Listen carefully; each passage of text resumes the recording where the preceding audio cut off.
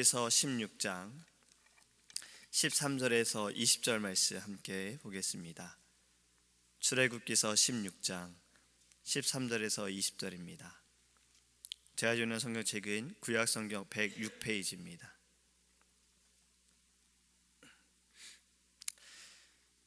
출애굽기 16장 13절에서 20절입니다. 저녁에는 메추라기가 와서 진해에 덮이고 아침에는 이슬이 진 주위에 있더니 그 이슬이 마른 후에 광야 지면에 작고 둥글며 서리같이 가는 것이 있는지라. 이스라엘 자손이 보고 그것이 무엇인지 알지 못하여 서로 이르되 이것이 무엇이냐 하니 모세가 그들에게 이르되 이는 여호와께서 너희에게 주어 먹게 하신 양식이라. 여호와께서 이같이 명령하시기를 너희 각 사람은 먹을 만큼만 이것을 거둘지니 곧 너희 사람 수요대로 한 사람의 한 오멜씩 거두되 각 사람이 그의 장막에 있는 자들을 위하여 거둘지니라 하셨느니라. 이스라엘 자손이 그같이 하였더니 그 거둔 것이 많기도 하고 적기도 하나 오멜로 되어 본즉 많이 거둔 자도 남음이 없고 적게 거둔 자도 부족함이 없이 각 사람은 먹을 만큼만 거두었더라. 모세가 그들에게 이르기를 아무든지 아침까지 그것을 남겨두지 말라 하였으나 그들이 모세에게 순종하지 아니하고 더러는 아침까지 두었더니 벌레가 생기고 냄새가 난지라. 모세가 그들에게 노하니라. 아멘.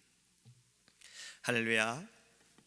지난주에는 추수감사주일이어서 감사에 대한 말씀을 나누었습니다. 어떻게 감사에 대해 많이 좀 생각을 해보셨는지 모르겠어요. 또 감사한 것에 대해서 또 기록을 해보셨는지 모르겠습니다. 한번 꼭 시간을 내서 해보시면 정말 좋을 것 같아요. 하나님께 감사, 주의 종에게 감사, 교회에 감사, 또 가정에 감사, 남편이나 아내에게 감사, 부모에게 감사, 자녀에게 감사, 또 나의 모든 상황에 감사, 감사에 대해서 한번 써보시면 우리에게는 감사의 일들이 너무 많다는 것을 알게 되실 겁니다. 또 감사에 대해 써볼 때에 마음이 달라집니다. 생각도 달라져요. 제가 총신대 시절 때에 좀 특이한 선배가 한 명 있었어요. 특이하다라는 것은 다른 선배랑 좀 다르다라는 얘기입니다. 그 선배가 왜 특이했냐면 좀 직설적이고 거침이 없는 분이셨어요.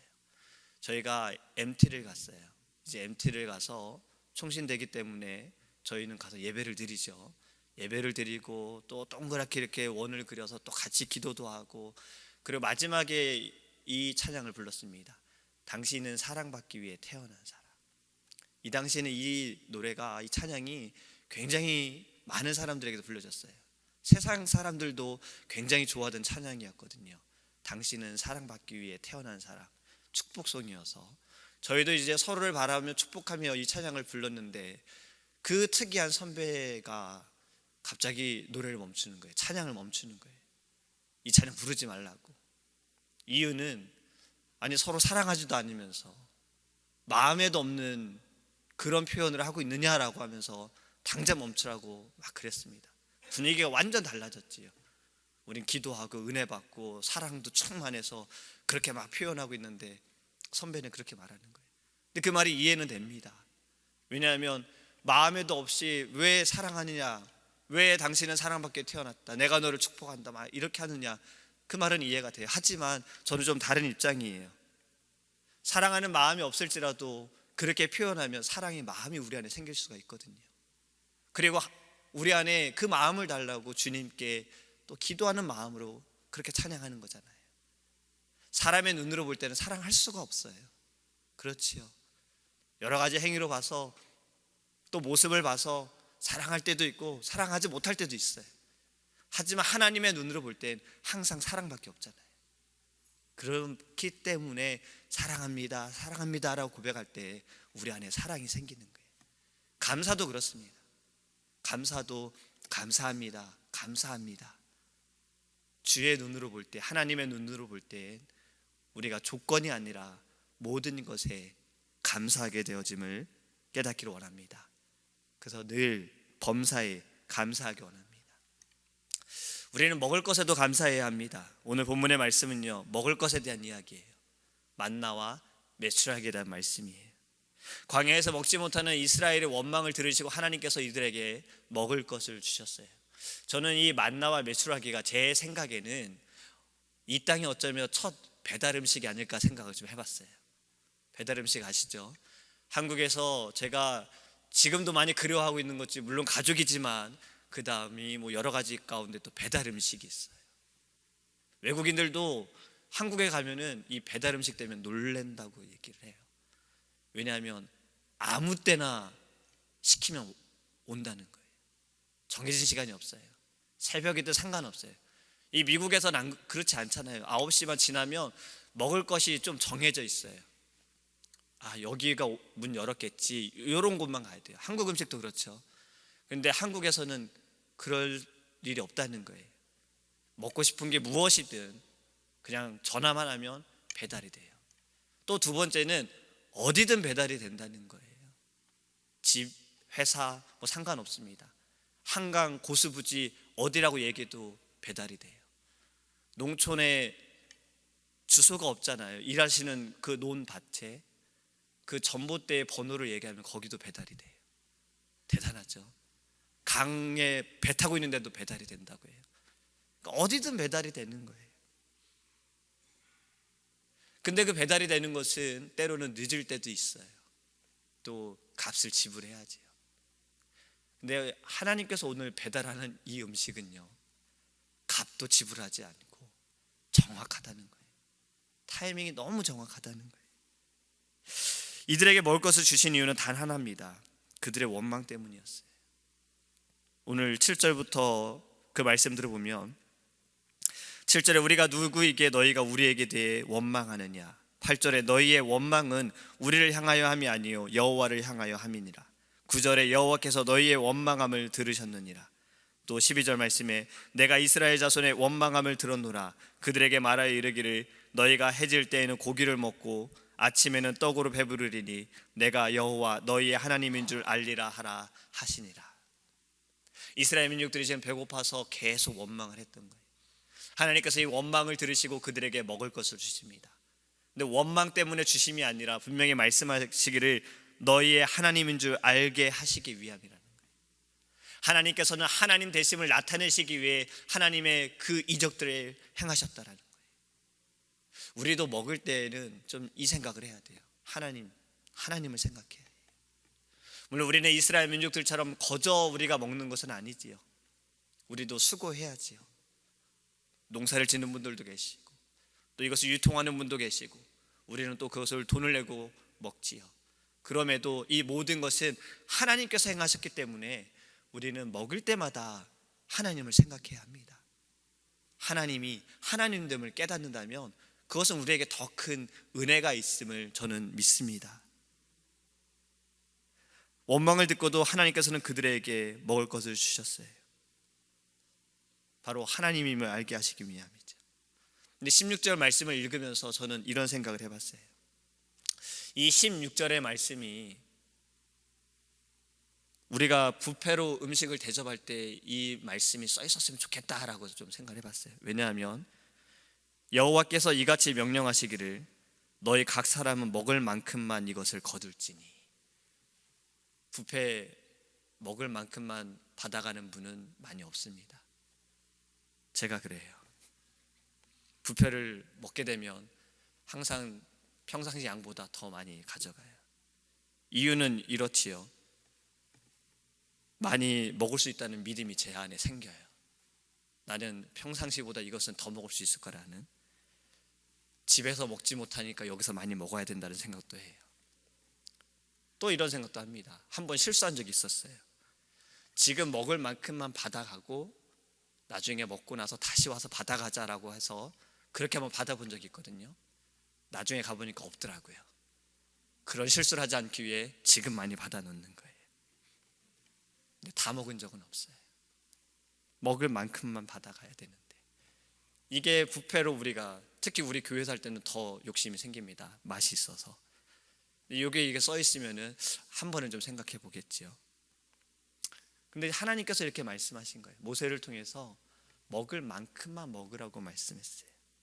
그런데 어찌 했습니까? 그들은 이 먹을 만큼만 받았어요. 근데 또 모세가 말하기를 이것을 너희가 받아서 먹되 아침까지 남겨두지 말라고 했습니다. 하지만 그들은 순종하지 않았어요. 아침까지 두었더니 벌레가 생기고 냄새가 나요. 당연하죠. 저는 냉장고를 정말 믿었어요. 냉장고의 모든 음식은 절대 상하지 않을 거라 믿었거든요. 상하더라고요. 뭐가 피더라고요. 뭐가 바뀌더라고요. 냄새도 나고요. 그래서 이제 조금씩 알아가는 거예요. 아, 얘는 빨리 먹어야 되는 반찬이구나. 못 먹겠으면 빨리 냉동실에 넣어놔야 되는구나. 또 알려주시는 분들도 계시고. 냉장고도 믿을 게 안 돼요. 이 당시에는 냉장고도 없었는데 당연한 거잖아요. 근데 사람들은 또 그것을 순종하지 않고 놔뒀더니 그렇게 되었어요. 그리고 두 번째로 또 명령하신 것이 있습니다. 23절에 여호와께서 이같이 말씀하셨느니라. 내일은 휴일이니 여호와께 거룩한 안식일이라. 너희가 구울 것은 굽고 삶을 것은 삶고 그 나머지는 다 너희를 위하여 아침까지 간수하라. 5절 말씀에 보면 하나님께서는 이 날은 다른 때보다 갑절로 주셨어요. 그러니까 다른 때보다 이 안식하기 전날에는 더 갑절로 주신 거예요. 왜냐하면 먹을 것을 비축해 두기 위해서. 미리 음식을 하고 안식일은 주를 위해 섬기라는 하나님의 뜻인 것입니다. 그런데 앞에서 말씀을 드린 것처럼 분명히 날짜가 지나면서 시간이 지나면 아침이 되면은 벌레가 생기고 냄새가 났잖아요. 그런데 갑절의 음식을 받은 날에는 어찌 됐는지 24절에 모세의 명령대로 아침까지 간수하였으나 냄새도 나지 아니하고 벌레도 생기지 아니하니라. 홍해만 갈라진 것이 우리는 기적이라 생각을 해요. 근데 이것도 놀라운 기적입니다. 너무 작은 일이라서 우리가 기적이라고 받아들여지지 못하는 것 같아요. 저도 이 말씀을 전에 읽을 때는 사실 그러지 않았거든요. 근데 깊이 묵상을 해보니 이 또한 기적인 거예요. 이 또한 하나님의 이적인 거예요. 홍해만 가리고 여리고 성만 무너지고 이러한 큰 것들만이 하나님의 기적이 아니라 이 작은 것도 하나님의 놀라운 이적이라는 겁니다. 우리는 이것을 삶에서 깨달아야 합니다. 우리의 모든 작은 일에도 하나님의 손이 행하시지 않으면 되어지지 않음을 깨닫기를 원합니다. 하나님의 그 크신 은혜를 바라보기 원합니다. 그런데 이스라엘 민족은 어떻게 했습니까? 하나님께서 이러한 일들을 행하셨는데, 그리고 말씀하셨는데, 그리하지 말아라고 말씀하셨는데 어찌했습니까? 27절에 보면 일곱째 날에 백성 중 어떤 사람들이 거들어 나갔다가 얻지 못했다라고 기록하고 있어요. 분명히 이런 사람들이 있어요. 나 하나는 괜찮겠지. 나 하나만 나가서 먹어도 괜찮겠지. 거두어도 괜찮겠지. 나 하나 이거 안 지켜도 괜찮겠지. 나 하나인데 뭐 어떠겠어. 나 하나만 이렇게 정리하지 않아도 되겠지.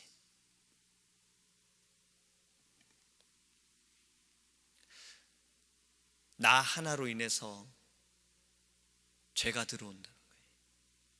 나 하나로 인해서 하나님의 마음이 아플 수 있어요. 나 하나로 인해서 모든 관계가 끊어질 수 있어요. 우리는 이것을 조심해야 합니다. 지금 이스라엘 민족들은 하나님께서 명령하신 것을 듣고 지켜야 해요. 이 만나와 메추라기가 전에는 저에게 있어서 이 말씀은 하나님의 그냥 은혜로 생각을 했어요. 하나님이 음식을 주셨어요. 백성을 돌보시는 것에 저는 끝났어요. 근데 다시 이 말씀을 묵상해 보니 이 말씀에는 율법이 있습니다. 하나님의 명령이 있습니다. 하나님께서 만나와 메추라기를 통해서 이들에게 보시기 원하셨던 것은 하나님의 말씀을 듣느냐 안 듣느냐였어요. 그 말씀이 분명히 이전에 4절에 기록하고 있습니다. 그때 여호와께서 모세에게 이르시되 보라 내가 너희를 위하여 하늘에서 양식을 비같이 내리리니 백성이 나가서 일용할 것을 날마다 거둘 것이라. 이같이 하여 그들이 내 율법을 준행하나 아니하나 내가 시험하리라. 이 만나와 메추라기는 하나님의 말씀을 듣느냐 안 듣느냐입니다. 하나님의 말씀에 순종하느냐 순종하지 않느냐예요. 우리의 신앙의 가장 중요한 것은 바로 순종이라는 겁니다. 하나님의 말씀을 듣는 겁니다. 여호와의 날을 기억하여 안식일을 거룩히 지키라. 안식일을 거룩히 지켜야 하는 것은 당연한 거예요. 하지만 더 중요한 것은 말씀하신 하나님, 그 하나님을 우리가 믿고 이것을 따르느냐 이런 거예요. 지금 이 만나와 메추라기는 먹을 것이지만 이들은 순종했어야 했어요. 하나님의 말씀을 순종해야 됐다는 겁니다.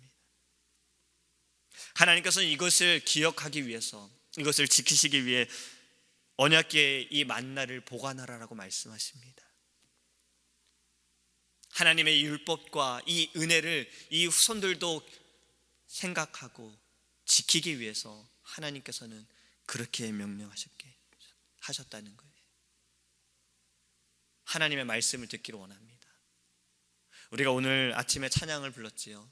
왜 집 짓는 찬양을 불렀을까? 잘 짓고 잘 짓세. 건축을 할 건가? 건축해야지요. 잘 지어야지요.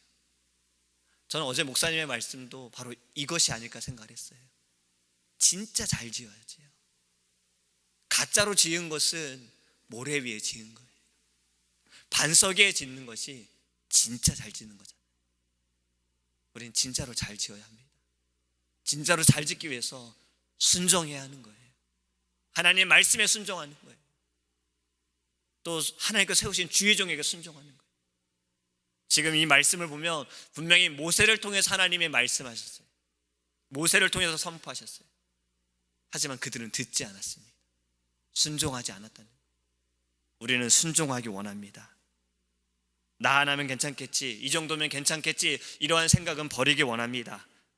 그것은 하나님의 말씀을 어기는 것이 될 수 있어요. 우리 이 만나 메추라기를 통해서 나의 순종은 어떠한가, 나의 믿음은 어떠한가 좀 우리는 돌아보기 원합니다. 그리고 하나님의 그 말씀, 하나님의 율법 진짜로 잘 지키기 원합니다. 우리가 이것을 가지고 하나님께 기도하기를 간절히 소망합니다. 기도하겠습니다. 하나님 감사합니다. 이스라엘 민족들에게 그들의 원망을 듣고 하나님됨을 알게 하시기 위해 그들에게 먹을 것을 주셨습니다. 하나님, 우리도 먹을 때마다 하나님을 생각하게 하여 주옵소서. 우리의 모든 삶의 작은 것도 하나님이 함께 하시지 않고 하나님이 역사하시지 않으면 되어지지 않음을 깨닫게 하여 주시옵소서. 당연한 것은 없습니다. 당연하게 누리는 것은 없습니다. 모든 것은 하나님의 은혜이고 하나님의 이적임을 깨닫게 하여 주시옵소서. 우리가 하나님의 놀라운 은혜, 우리가 해야 할 것은 순종임을 알기 원합니다. 하나님의 말씀에 진짜로 순종하게 하여 주옵소서. 하나님 말씀에 우리가 온전히 하나님 따라갈 수 있도록 은혜를 내려 주시옵소서. 이 아침에 기도할 때 나의 믿음은 어떠한지, 나의 신앙은 어떠한지 돌아보게 하여 주시옵시고 100%의 순종을 가지고 100%의 믿음을 가지고 진짜로 하나님 앞에 나갈 수 있는 믿음의 사람이 되어질 수 있도록 주님 성령으로 역사하여 주시옵소서.